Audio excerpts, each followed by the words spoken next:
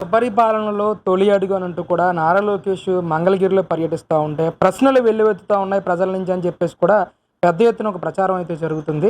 నిజంగా లోకేష్‌ని అడ్డగిస్తున్నారా మహిళలు? నిజంగా ప్రశ్నిస్తున్నారా? ఏవండీ లోకేష్ గారిని ప్రశ్నించే స్థితిలో లేరు. ఎందుకంటే మంగళగిరి ప్రజలందరూ ఆయన ఒక దేవుళ్ళెక్క కొలుస్తున్నారు.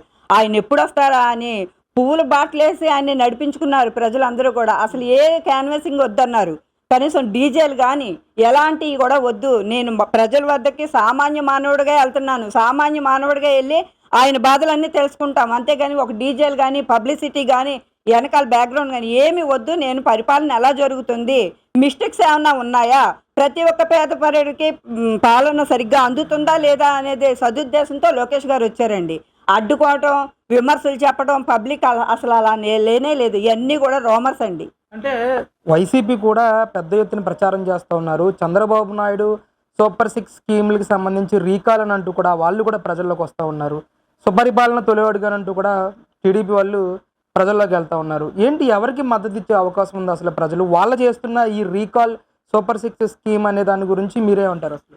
ఏమండి వాళ్ళు నిజంగా మంచి పరిపాలన అందించాలి అని వైసీపీకి ఉంటే గనక ఆ కోడికత్తి డ్రామాతోటి ఆడేందుకు ఎంటర్ అవుతాడండి. ఆ కోడికత్తి డ్రామాతోటి ఎంటర్ అవ్వాలని చూశాడు. ఏదో బురద జల్లి ప్రభుత్వం మీద వాడేదో హైలైట్ అవ్వాలని చూశాడు. అది పూర్తిగా ఫాస్ అయిపోయింది. నిన్నగాక మొన్న ఒక దుర్మార్గుడు గంజాయి బ్యాచ్ని కలవటానికి వెళ్ళి సింగయ్యను కూడా తన కారు కింద తొక్కిచ్చేసి మరి కనీసం ఆపి ఆయన్ని హాస్పిటల్కి తీసుకెళ్లాలన్న మినిమం కామన్ సెన్స్ కూడా లేని ఒక దుర్మార్గుడు సీఎం కింద ప్రజలందరూ ఒక గుడ్డితనంగా ఆడికి ఓట్లేసి గెలిపించుకున్నారే తప్ప వాడేంటి కాంపిటీషన్కి రావడం ఏంటి, వాడేంటి ప్రజల్లోకి రావడం ఏంటి, అంత సినిమా లేదండి. వాడి వైసీపీ గవర్నమెంట్ అనేది ఎప్పుడూ అధోగలోతానికి తొక్కేశారు ప్రజలు. ఇప్పుడు ఏ రోజున ఈ వారం రోజుల్లోనో 10 రోజుల్లోనో నెల రోజుల్లోనో నిక్కర్ స్కామ్లో ఈ సెంగా కేసు కూడా ఆడి ప్యాలెస్కి వెళ్ళి ఉన్నాయి. పబ్లిక్ అంతా మామూలు చూస్తున్నారు. అలాగే పోలీస్ డిపార్ట్మెంట్ వాళ్ళు కూడా ఆయనకి ఇది ఇచ్చున్నారు, ఉత్తర్వులు జారీ చేస్తున్నారు. ఎప్పుడైతే లోపలికి వెళ్తాడని చెప్పేసి ప్రజలందరూ కూడా ఎదురు చూస్తున్నారు. ఎందుకంటే ఒక దుర్మార్గుడిని అంతమొందించాలనే దృష్టితోటి ప్రజలందరూ కూడా చూస్తున్నారు. అంటే సెంగయ్య కేసు గురించి మాట్లాడుతున్నారు. ఎవరైతే సెంగయ్యకి సంబంధించిన కుటుంబ సభ్యులందరూ కూడా మొన్న జగన్మోహన్ రెడ్డి గారు ఆయన ప్యాలెస్కి పిలిపించుకుని మాట్లాడిన పరిస్థితి.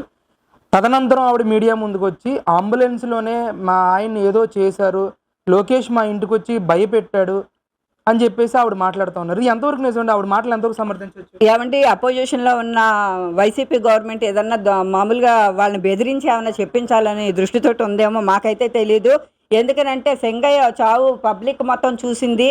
ఎలా జగన్నాథ రథ చక్రాల్లో వైసీపీ జగన్నాథ రథ చక్రాల్లో ఒక బలహీనుడు దుర్మార్గుడు మరి జగన్మోహన్ రెడ్డి మరి తొక్కిచ్చేసి ఆ వ్యాన్ కింద పడిపోవడం అనేది పబ్లిక్ మొత్తం చూసారండి. ఈ రోజున జగన్మోహన్ రెడ్డి ఆ ఫ్యామిలీని భయపెట్టి భయభ్రాంతులను చేసి అలా మీడియాతో చెప్పించాడు. అది గ్యారంటీగా మళ్ళీ పబ్లిక్లోకి బహిర్గమం అవుతుంది. ఎందుకంటే ఇటువంటి చేయడంలో జగన్మోహన్ రెడ్డి దిట్ట అని చెప్పేసి ప్రతి ఒక్కరికి తెలుసు. అవన్నీ కూడా నమ్మటానికి లేదు. రేపొద్దున్న వాళ్లే వచ్చి క్షమించండి అని చెప్పేసి అడిగే పరిస్థితి కూడా ఎదురవుద్ది. మీరు చూస్తూనే ఉండండి. అంటే ఇప్పటికే సింగయ్య కేసులో జగన్మోహన్ రెడ్డి గారిని ఏటుగా కేసు పెట్టడం కానీ దానికి సంబంధించి కోర్టులో కేసులు కూడా నడుస్తూ ఉన్న తరుణంలో ఇలాగ ఆ విక్టిమ్కి సంబంధించిన ఫ్యామిలీ మెంబర్స్ని కలవటం ఎంతవరకు కరెక్ట్ అంటారు అసలు? ఏమండి ఇదంతా కూడా జగన్ ఆడిన స్కాము. ఎందుకంటే ఈ రోజున ఆయన నిజంగానే చనిపోయాడు అనేది పబ్లిక్ మొత్తం గమనించింది. ఇదేదో ఎక్కడో అంతర్గతంగా జరిగిన విషయం కాదు. పబ్లిక్లో వెళ్తుండగా జగన్ అనేవాడు వెళ్తుండగా ఆయన చక్రాల కింద పడి చచ్చిపోవడం అనేది ప్రతి ఒక్కళ్ళు చూశారు. చూశారు. నీకు నిజంగా ఒకవేళ జగన్ అనేవాడు బాధ్యత ఉంటే కనుక అక్కడక్కడే ఆపి, నీ మనసులో ఏ దురుద్దేశం లేకపోతే కనుక ఆపాలి కదా, ఆపి ఆయన్ని హాస్పిటల్కి తీసుకెళ్ళాలి. అలాంటిది నువ్వు పోతే పోయాడు ఒక సామాన్య మానవుడే అనే దృష్టితోటి నువ్వు వెళ్ళిపోయావంటే నీకు ఎంతవరకు బాధ్యత ఉందని చెప్పేసి మంగళగిరి కాన్స్టిట్యున్సీలో ప్రజలందరూ కూడా అనుకుంటున్నారు ఈ రోజున. అలాగే నువ్వు రేపొద్దున ఎలా తిరిగి మళ్ళీ జనాల మధ్యలోకి వస్తావని చెప్పేసి మేము నిలదీసి అడుగుతున్నామండి. అంటే ఆ సెంగయ్య తీసి పక్కన పెట్టిన తర్వాత ఆటోలో తీసుకెళ్తానని చెప్పేసి వైసీపీ కార్యకర్తలు అంటుంటే, వద్దు అంబులెన్స్లోనే తీసుకెళ్లాలని చెప్పి టీడీపీ వాళ్ళు అన్నారని చెప్పేసి ఆవిడ మాట్లాడుతూ ఉన్నారు. కొంతమంది వైసీపీ నాయకులు కూడా మాట్లాడుతూ ఉన్నారు. నిజంగా జగన్మోహన్ రెడ్డి గారి సభకి టీడీపీ కార్యకర్తలు వెళ్ళే అవకాశం ఉందా? అసలు ఈ ప్రచారం మీద ఏ విధంగా? అసలు ఏంటండి, ఎవరో ఏదో అంబులెన్స్ ఏంటి, ఆటో ఏంటి, నీకు బాధ్యత గల ఓడివైతే నీ కారులోనే తీసుకెళ్ళాలి.